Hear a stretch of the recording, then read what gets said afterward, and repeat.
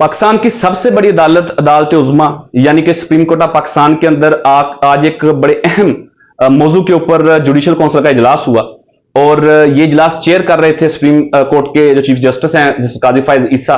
और ये जो इजलास था ये खसूसन इस हवाले से तलब किया गया था कि जो 4 एडहॉक जजेस तैनात करने की बात की जा रही थी, लेकिन उसमें आपको मालूम होगा कि 2 जो ऑनरेबल रिटायर्ड जस्टिस थे सुप्रीम कोर्ट के, उन्होंने रिफ्यूज कर दिया था। लेकिन आज जो रिमेनिंग 2 ऑनरेबल रिटायर्ड जस्टिस थे उनके नाम के ऊपर इत्तेफाक हुआ और उन्हें मुकर्रर कर दिया गया है सुप्रीम कोर्ट ऑफ पाकिस्तान के अंदर बतौर एडहॉक जज। लेकिन इस हवाले से मुख्तलिफ तरह की जो है वो बहस सोशल मीडिया के ऊपर हो रही है। मुख्तलिफ सियासी जमातों की तरफ से मुख्तलिफ तरह की प्रेसेस की जा रही हैं, मुख्तलिफ टॉक शोज के अंदर मुख्तलिफ तरह की बातें की जा रही हैं। पाकिस्तान तहरीक इंसाफ जो है वो इस सारे मामले को लिंक करती है जो अभी 12 जुलाई को सुप्रीम कोर्ट ऑफ पाकिस्तान के फुल कोर्ट ने एक मखसूस नशिस्तों के हवाले से फैसला दिया था, उसके साथ लिंक करने की कोशिश कर रहे हैं कि शायद अब 4 एडहॉक जजेस को तैनात करने के बाद ये फैसला तब्दील करने की कोशिश की जाएगी। नाज़रीन, एडहॉक जजेस के हवाले से थोड़ा सा जो बुनियादी चीजें हैं वो मैं आपके सामने रखना चाहता हूं ताकि जो मेरे नाजरीन हैं जो सुनने वाले हैं उन्हें सादा अल्फाज के अंदर समझ आ जाए कि एडहॉक जजेस होते क्या हैं और उनके इख्तियार क्या होते हैं, उनकी जिम्मेदारी क्या होती है। और खसूसन अगर 4 एडहॉक जजेस या 2 एडहॉक जजेस तैनात हो जाते हैं सुप्रीम कोर्ट पाकिस्तान के अंदर, तो क्या वो मखसूस नशिस्तों का जो फैसला था उसके ऊपर वो असरअंदाज हो सकते हैं या नहीं। तो वन बाई वन दोनों चीजों को डिस्कस करते हैं। पहले नंबर के ऊपर मैं आपको यह बता दूं कि जो एडहॉक जजेस होते हैं उन्हें हम एडिशनल जज भी कह सकते हैं, उन्हें हम आर्जी जज भी कह सकते हैं। और उनको अगर हम अदालती तारीख की बात करें तो 1954 से लेके 2024 इस लम्हे तक पाकिस्तान की अदालती तारीख के अंदर 24 के करीब जो हैं वो सॉरी 22 के करीब जो हैं वो एडहॉक जजेस काम कर चुके हैं।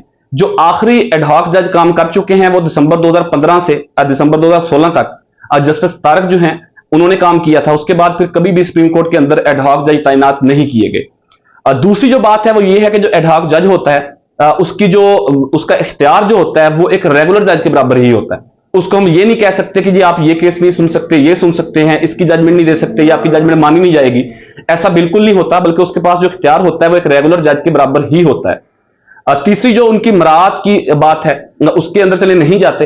वो क्या मराहत होंगी उनकी, क्या वो पेंशन भी साथ लेंगे और सैलरी भी साथ लेंगे, इस मामले को साइड पे कर देते हैं। अब हम डिस्कस कर लेते हैं कि जी जो मखसूस नशिस्तों का फैसला आया था उसके ऊपर एडहॉक जजेस क्या असरअंदाज हो सकते हैं या नहीं।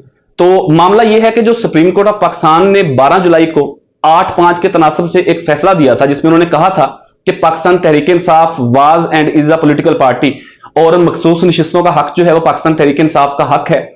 उस फैसले के ऊपर एडहॉक जज असरअंदाज नहीं हो सकते। उसकी वजह यह है कि ये जो पाकिस्तान तहरीक इंसाफ यानी कि जो सुन्नी था कौंसिल थी उस वक्त, उन्होंने पिटीशन फाइल की थी सुप्रीम कोर्ट ऑफ पाकिस्तान में इलेक्शन कमीशन और पेशावर हाई कोर्ट के फैसले के खिलाफ। और ये 185 का मुकदमा था और ये एपलेट ज्यूरिसडिक्शन का केस था। और जो एपलेट ज्यूरिसडिक्शन का केस होता है उसके अंदर नाजरीन एडहॉक जज जो है वो असरअंदाज नहीं हो सकते। और जिस बेंच ने या जिस फुल कोर्ट ने वो मुकदमा सुना होता है, उसका फैसला दिया होता है, तो अपील के अंदर भी वही सुनते हैं, अपील के अंदर भी वही 13 ऑनरेबल जज मामले को सुनेंगे। सो ये एडहॉक जजेस को जो लिंक किया जा रहा है मखसूस नशिस्तों के फैसले के साथ, ऐसा बिल्कुल नहीं है। और दूसरी अपडेट जो है वो ये है कि हुकूमत ने रिव्यू पिटीशन फाइल की थी सुप्रीम कोर्ट पाकिस्तान के अंदर कि आप इस फैसले के ऊपर रिव्यू देखें इस सारे मामले को। जिसके बाद जो 3 रुकनी कमेटी थी उसके पास जब ये मामला गया तो चीफ जस्टिस काजी फायज ईसा के अलावा जो 2 ऑनरेबल मेंबर्स थे जस्टिस मंसूर अली शाह और जस्टिस मुनीब अख्तर, उन्होंने डिटेल जजमेंट आने तक इस केस को लगाने से माजरत कर ली है। उन्होंने अपना डिसेंडिंग नोट दिया इस हवाले से। उन्होंने कहा कि जी जब तक मखसूस नशिस्तों का तहरीरी फैसला जिसे हम कह सकते हैं कि तफसीली फैसला जब तक नहीं आ जाता तब तक इस केस की पिटीशन नहीं लग सकती, इसको रिव्यू में नहीं देखा जा सकता। सो बात करने का मकसद सिर्फ ये है कि चीजों को देखना चाहिए, चीजों को समझना चाहिए कि क्या इन एडहॉक जजेस का लगाने का मकसद उन केसेस को कम करना है जो सुप्रीम कोर्ट के ऊपर बोझ हैं, क्योंकि इस वक्त तकरीबन कोई 60,000 के करीब जो है वो सुप्रीम कोर्ट के अंदर केसेस पेंडिंग हैं और रोजाना की बुनियाद के ऊपर नई नई पिटीशन आती हैं, पॉलिटिकल केसेस ज्यादा रोजाना की बुनियाद के ऊपर लगते हैं। तो जो एक बुनियादी इंसानी हुकूक के केसेस होते हैं, लोगों के जो बुनियादी मसाइल हैं, कई महीनों से कई सालों से लोगों के केस नहीं लग पा रहे, क्या ये एडहॉक जज तैनात करके उन केसेस को निपटाने की बात की जा रही है, ये देखना बड़ा जरूरी था। इन दोनों चीजों को आपको सेपरेट करके देखना पड़ेगा।